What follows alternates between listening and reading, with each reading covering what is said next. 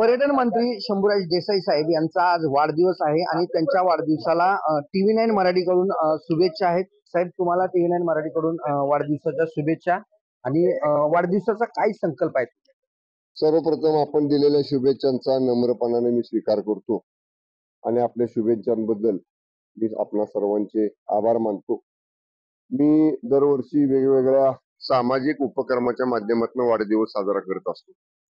या वर्षी देखील आम्ही आमच्या विधानसभा मतदारसंघातला सर्वात मोठा 104 फुटी भगवा ध्वज शिवतीर्थ, जे आमचं छत्रपती शिवाजी महाराजांचं स्मारक आम्ही गेल्या वर्षी केलेला अश्वारूढ पुतळा बसवलेला आहे, त्या स्मारकाच्या ठिकाणी आम्ही त्या 104 फुटी भगव्या ध्वजाचा आता लोकार्पण करणार आहोत. माझ्या विधानसभा मतदारसंघातला तो पहिला मोठा भगवा ध्वज आहे. आणि मी कार्यकर्त्यांना, पदाधिकाऱ्यांना आमच्या आव्हान केलं होतं, विनंती केली होती, हार, तुरे, गुच्छ असं काही न देता वह्या द्या, की जेणेकरून ज्या वह्या मला विधानसभा मतदारसंघातल्या गोरगरीब मुलांना, विद्यार्थ्यांना, विद्यार्थिनींना त्या शैक्षणिक कामासाठी वापरता येतात. आज गेली 15 वर्ष, 20 वर्ष झाली मी हा उपक्रम राबवतोय. आणि आज देखील आता पाहिलं असेल, मी माझ्या गावात ग्रामदेवतेच्या दर्शनाला आलो, इथे सुद्धा गावाच्या वतीनं वही तुला या ठिकाणी माझी केली.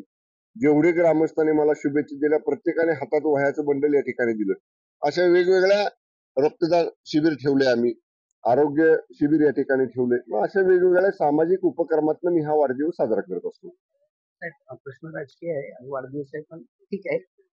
महायुती होण्याची काही शक्यता आहे का? कारण कराड असेल किंवा इतर ठिकाणी पदाधिकारी वाट बघतायत.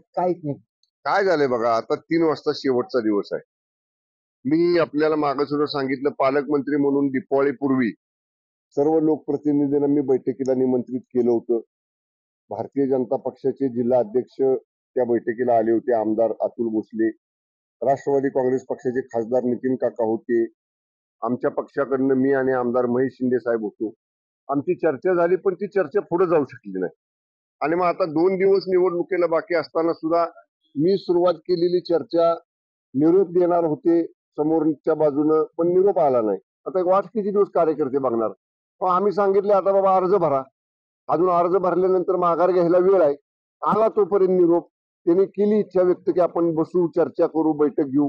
तर आमची चर्चेची तयारी आम्हाला आदरणीय एकनाथजी शिंदे साहेबांनी पहिल्यापासून सांगितले, बाबा महायुतीचा प्रयत्न करा, पण नाहीच झाली तर मैत्रीपूर्ण लढा.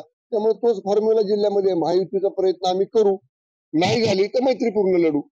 पांढरे किल्ल्यावर जो दारू पिण्याचा प्रकार झाला, त्याला पर्यटन खातच स्पॉन्सर आहे असा आरोप शिवसेनेकडनं केला जातो. मी त्याच्या चौकशीचे आदेश कालच दिलेले आहेत. संचालक पर्यटन विभाग आणि मुख्य सचिव, प्रधान सचिव पर्यटन विभाग या दोघांनाही या प्रकरणाची चौकशी करण्याचे आदेश मी दिलेले आहेत. कारण असं प्रायोजित कुठं जर कार्यक्रमाला द्यायचं असलं, ती नसती काही मंत्र्यांकडे किंवा मान्य राज्यमंत्र्यांकडे येत नाही. अधिकाऱ्यांच्या स्तरावर त्यांना ते अधिकार आहेत. पण तरी सुद्धा गडकिल्ल्यांवर अशा पद्धतीचं प्रायोजित्व कुठल्या तत्वावर दिलं? प्रायोजित्व तर देताना तिथं अशा पद्धतीची पार्टी होणार आहे ह्याची माहिती होती का? या सगळ्याचा वस्तुनिष्ठ अहवाल 24 तासात विभागाकडनं मी मागितलेला आहे. धन्यवाद साहेब. दिनकर थोरात, TV9 मराठी, पाटण, सातारा.